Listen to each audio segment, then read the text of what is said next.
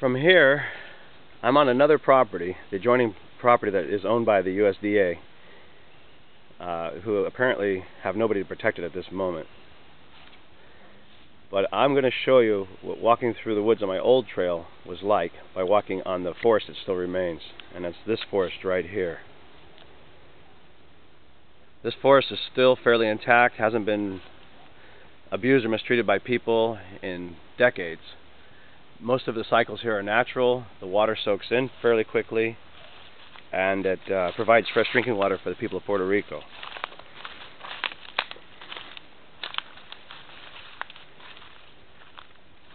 I'm walking down the trail right now just to give you a feel for what it's like. It's very hard to hold the camera steady.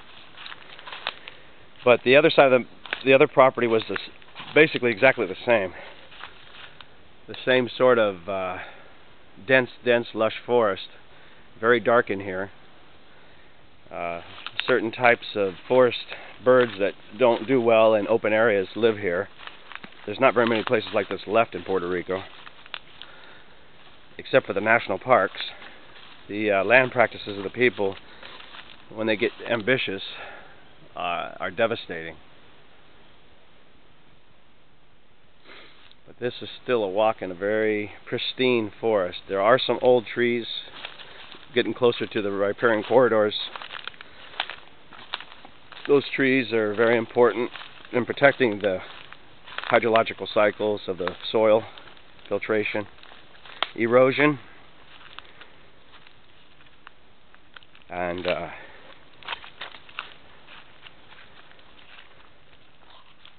the trail is steep and slippery. There's lots of little ravines. One false step and you're going to go on your butt. There are wild bananas growing in here periodically. When a tree falls, they put out a crop. When they're in the shadows, in the shade, they don't do much except for just survive. Behind, it's backlit because the forest has been removed. Before, this whole area was dark. Now you can see clear up there, you can see a line of light where the other forest has been completely cut out for about 700 meters or better. Just been completely devastated on the other side. You shouldn't be able to see this much light in here. Never did before. This was a dark forest.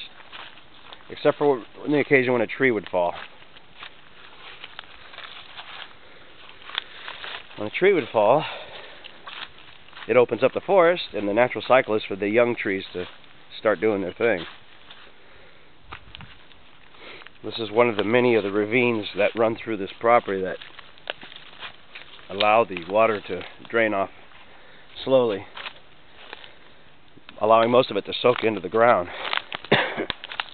I'm fighting a cold. This is an old fence line from a tala that was here to keep cattle out. This is not by any means a marker of property. Interesting, now as I'm walking this way and I look, all of a sudden the forest opens up to this big open space. I can see the fence line. This is a water line from my old neighbor who's moved out. This doesn't function anymore. Probably should be removed eventually. Just waiting for permission to manage this land. When we get that permission, some of these effects can be reversed. Hopefully. I'm walking to the edge of the properties.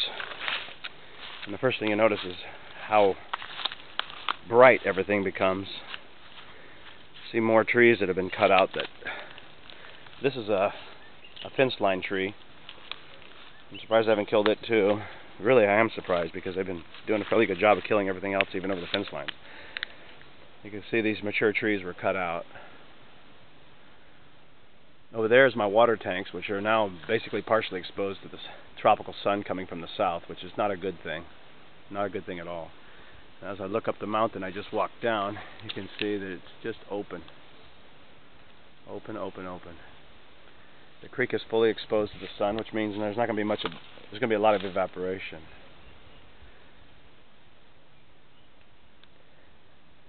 Down over there, this is real interesting. There is a riparian corridor, and they're pushing more and more of this mountain from over here down there into the creek, which is really bad because it's probably going to end up being a problem later on. But they don't know what to do with all this dirt. Unfortunately, I live now down in that little hollow over there to the right. Where all those ganneos are is where I live. I'm looking for my car in here. All this dirt now is flowing towards my side. This little patch down here is me, running to the other end of the property line. And little by little, all this dirt has to go somewhere, and I am now lower than the dirt. What would have taken probably millions of years in erosion to do now is being done in just a matter of days.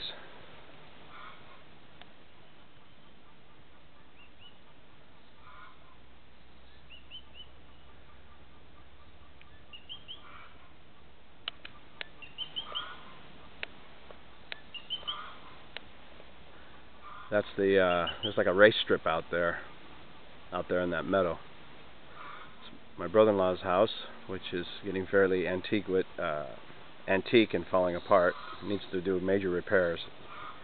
Probably could be condemned. Condemned or a lot of money. It's like 50+ years old. So this is where there was a forest, now there is broken sticks. The reason you don't see a lot of trees and litter is because they've all been pushed into the creek.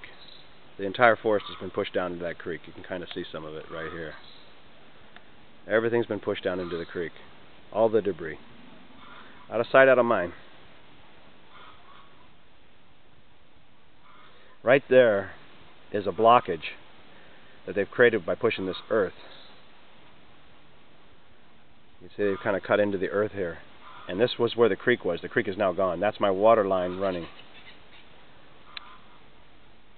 which was about 4 or 5 feet over, more towards where those trees are piled up in the dirt. So they're doing some really bad land management practices here without any preparation whatsoever. They just came in like gangbusters with big machinery and just started tearing into the mountain without thinking about any impact to me whatsoever. Not real happy.